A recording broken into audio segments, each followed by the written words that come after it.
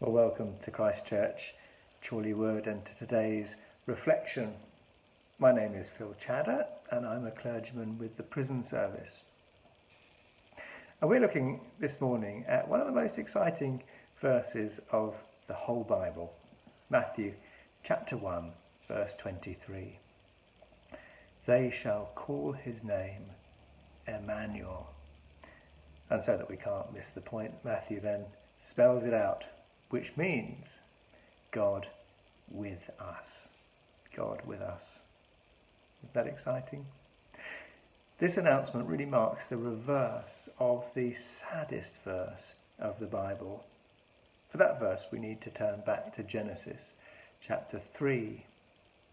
Remember, in Genesis chapters 1 and 2, God is with his people, Adam and Eve. He walks with them.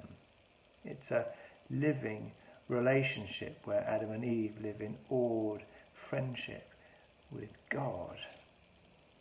Adam and Eve enjoying his presence. Yet then they make a declaration of independence. They thought that they could enjoy God's blessings without walking in God's ways. And God expels them. That's the saddest verse of the Bible, chapter 3 of Genesis, verse 24. So God drove out the man and the woman. Isn't that sad? We were evicted from God's presence, and our re-entry to Eden was barred. And the rest of the Bible is God's unfolding plan to end the eviction and to restore his relationship of awed friendship with humankind. And the Bible finishes, of course, with Eden irreversibly restored and better than ever. Revelation 21. Behold, the dwelling place of God is with man. He will dwell with them, and they will be his people. And God himself will be with them as their God.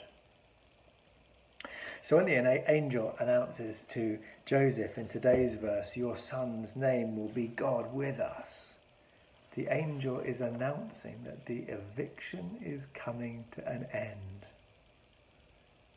It is reversing our expulsion from God's presence.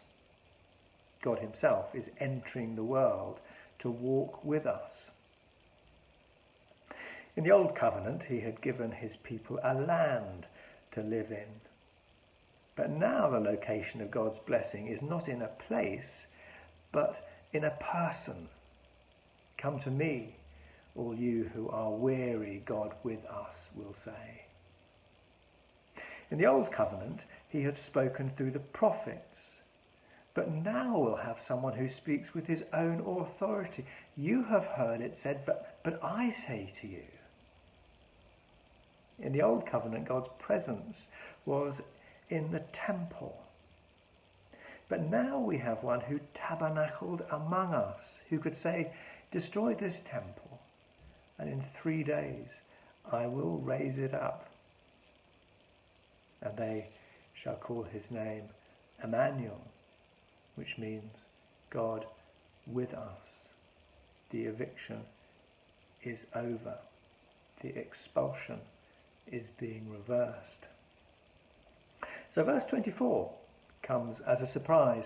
When Mary had given birth to a son, Joseph named him, but not Immanuel, but Jesus, which means God to the rescue. But it's not a contradiction.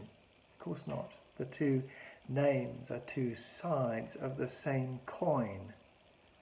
For us to re-enter awed friendship with God, Jesus, God with us, will need to die. So at the first Christmas, the first Easter is very much in view. So how do we enter this awed friendship with God? Well, we put our trust in the crucified God with us.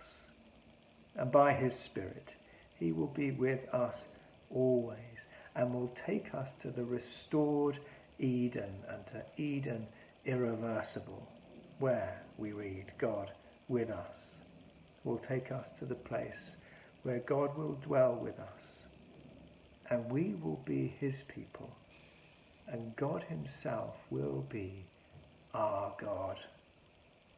No wonder we greet each other with the words at this time of year, Happy Christmas. God bless you.